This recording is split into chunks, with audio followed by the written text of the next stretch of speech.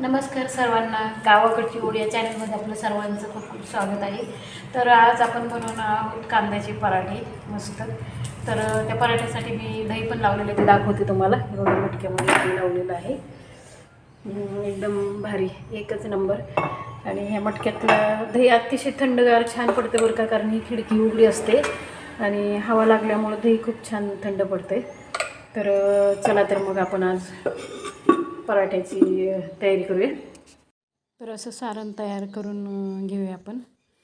तर बघा त्या कसे काय लागते ते. हे बघा, कांदा मी चिरून घेतलेला आहे, त्यामध्ये मी असे तीळ टाकलेले आहेत आणि याच्यामध्येच हळद टाकते आणि वाटलेली लाल मिरची आहे, त्यामध्ये मी भरपूर लसूण टाकलेलं आहे. तर ती मी घालते. ती भाकरीसाठी तयार केलेली होती, भाकरीबरोबर खायला. आणि याच्यामध्ये परत मी थोडासा लसूण घालते, कारण लसणाने खूप छान चव येते पराठ्यांना. आणि मीठ टाकूया असं वरतून. मीठ हे तुम्ही तुमच्या आवडीनुसार कमी किंवा जास्त करू शकता. तिखटसुद्धा आपल्या आवडीनुसार.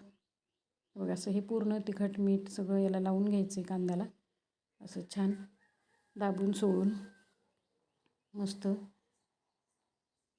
आणि मग हे वापरायला घ्यायचं आहे. बघा, इकडं आमच्या गावाकडचं कसं छान वातावरण आहे. तर मी प्रथम गाईसाठी पोळी लाटते.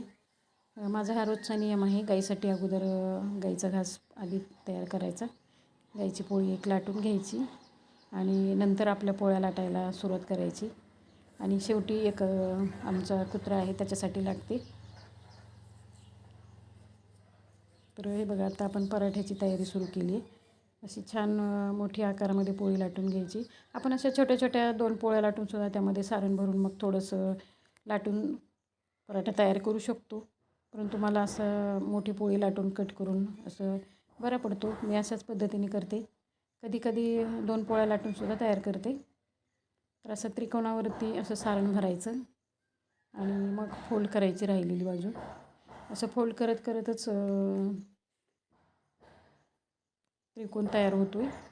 आणि मग थोडंसं लाटून घ्यायचं, अलगद हळूवार हाताने लाटून घ्यायचं आहे. तर बघा, हे आपलं पराठा असा तयार झालेला आहे छान. आणि मस्त खरपूस तुपावर किंवा तेलावर भाजून घ्यायचा. तर हे बघा, मी भाजायला टाकलेलं आहे. मस्त खरपूस भाजून घ्यायचा. आपण हे 2 प्रकारामध्ये करू शकतो, आपल्याला वाटेल त्या पद्धतीने. 2 पोळ्या लाटून किंवा असं त्रिकोणामध्ये पण. तर हे बघा, यांना वाढलेली मी जेवायला, दही पण वाढलेले.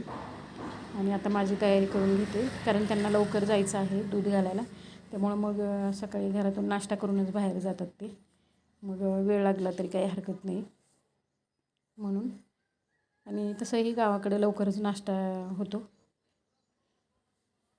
तेच तेच रोज रोज पोळी भाजी असं खाण्यापेक्षा मग असं नवीन थोडंसं बरं वाटतं. आणि घरचं दही असल्यामुळं अजून खायला चवदार वाटतं हे. कारण दिवसभर तर शेतात असल्यामुळं मग काही दही वगैरे हे प्रकार नेता येत नाहीत बरोबर. आणि गरमीने असं वितळ हे कसं लूज पडतं ते, त्यामुळं नेता येत नाही. तर मग घरीच आपलं छान दही आहे, धपाटे कधी पराठे असे प्रकार केले तर मग दही पण खाल्लं जातं. तर सीझननुसार आपण जे जे म्हणजे पदार्थ भाज्या वगैरे आपल्याला जे काय मिळतील त्या त्या भाज्यांचे आपण पराठे बनवू शकतो. उदाहरणार्थ गाजर असेल किंवा कोबी असेल किंवा मुळा असेल, तर याचे पराठे खूप छान होतात. आणि या पराठ्याच्या निमित्ताने आपल्या पोटामध्ये भाज्या पण जातात, कारण आपल्या शरीराला भाज्या खूप आवश्यक आहेत. काही मुलं भाज्या खात नाहीत, तर त्यांना हा पराठ्याचा पर्याय खूप छान आहे. तर हे बघा, या जेवायला मस्त दही आणि पराठा.